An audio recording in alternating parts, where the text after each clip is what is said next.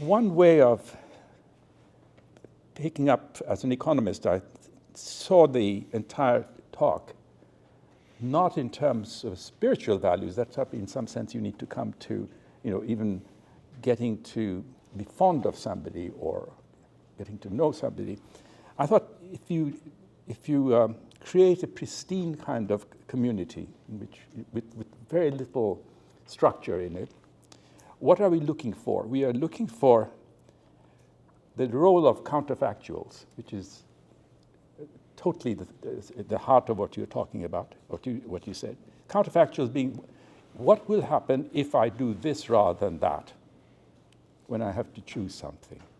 And the strength of a religion, as I read you, is the fact that there are pretty clear-cut rules for that. And when there is a lot of haziness about about the consequences of one's action, that's the counterfactual, because you haven't actually chosen what to do.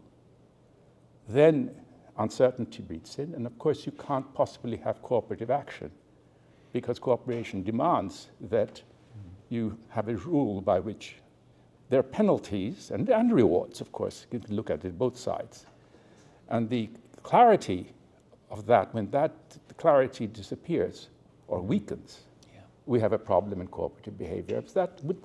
Is that a reasonable way of looking at your... Yes, and because economists are so good at looking at emergent structures, emergent cooperation without even central regulation, I think that is a fair way of looking at it. Human cooperation, human communities are miracles on this planet. What we can do compared to other animals, it's amazing. And so yes, if you focus on cooperation, and when you have lack of clarity, when you have no shared facts, it's going to break down. That's right. Now, we economists are often accused, and you're sort of hinting to it in that direction, that we believe in decentralization, no central authority. The wisdom of the market. But I include the central authority as being a part of the solution to a problem of cooperation.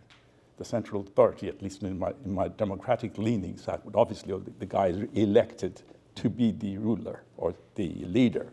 But he has tasks as well, or she has tasks as well, which we designate, which is to ensure that the counterfactuals that I expect are carried out. Jail if I misbehave too much, and so forth. So the punishment side of things.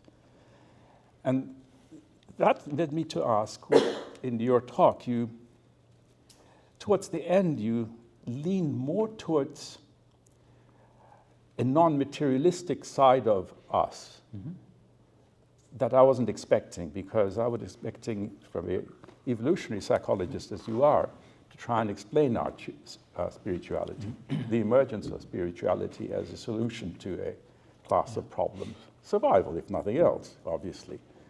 And you didn't speak to that.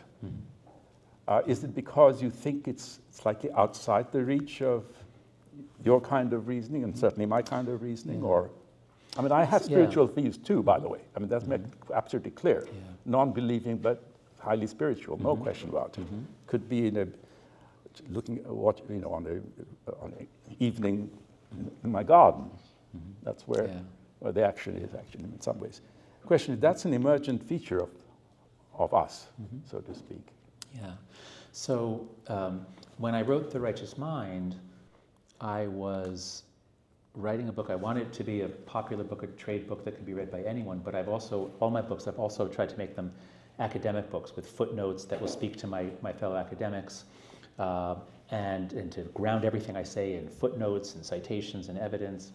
And so in describing the evolution of religion in The Righteous Mind, I was very much a materialist, Darwinian, trying to explain this psychological universal of humans, that we have these feelings that some things are high, some are low. It's always up versus down.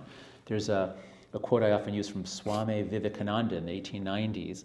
That which makes us go Godward is our duty. That which makes us go downward is not our duty. Up, down, that's just a universal of human cognition. So when I wrote that book, I sounded much more to you like an evolutionary psychologist.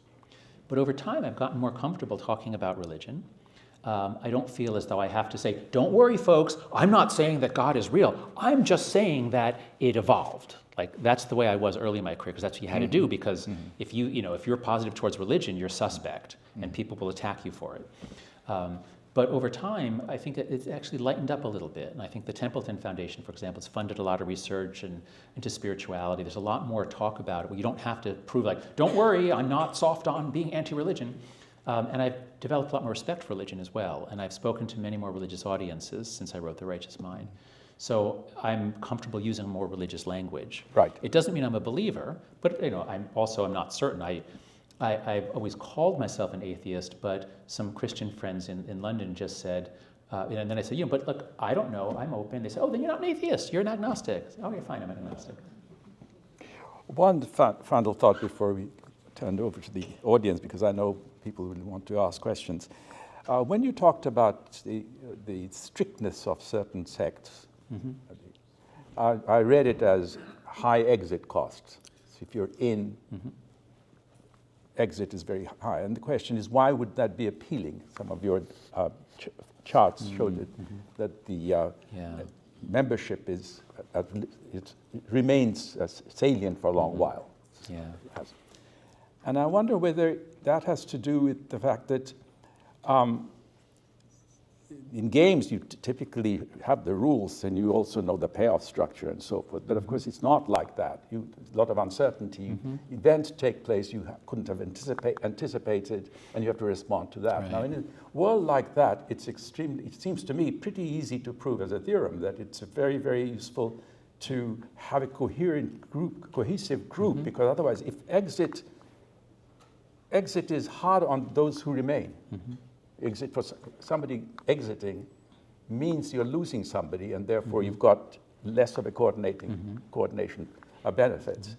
So making exit very expensive can be very rewarding, yes, because the group can then coordinate across unforeseen events for which they have to improvise them.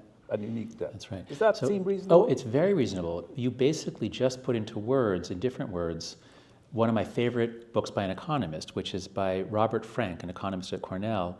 He wrote this wonderful book that's very influential on me called Passions Within Reason. And at the center of the book was the idea of commitment problems.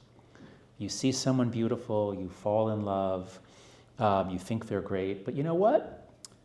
You're going to meet someone better. At some point, you are going to meet someone who has a higher endowment, more attractive, could be a better mate. So it's very hard to commit. But if you don't commit, you never really get the benefits of a long, enduring marriage. And so Frank talks about how we develop these commitment devices. And it's expensive to leave a marriage, much more than to just leave a boyfriend or girlfriend. Yeah. So commitment devices, where we reduce our freedom, we bind ourselves in, we cut off options, we give up future possibilities, are really good for us. And he goes through, it's not always the case, but he goes through a bunch of situations where that's true.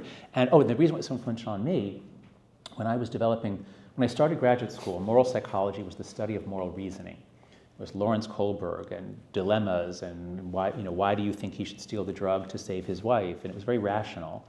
And I was developing the idea that it's not about the reasoning, that comes later. It's about the emotions and the gut feelings.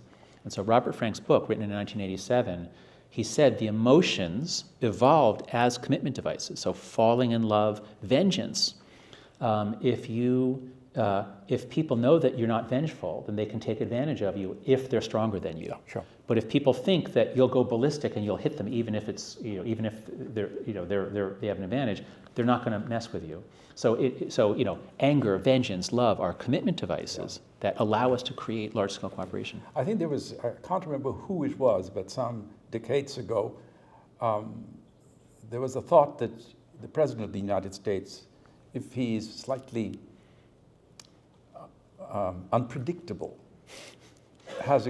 would have a strong deterrence effect on the Soviet Union at that time. He goes mad. There's a 5% chance he'll get mad and do something crazy. So that would be an example of. Yeah, we're going to really test that in the next few years.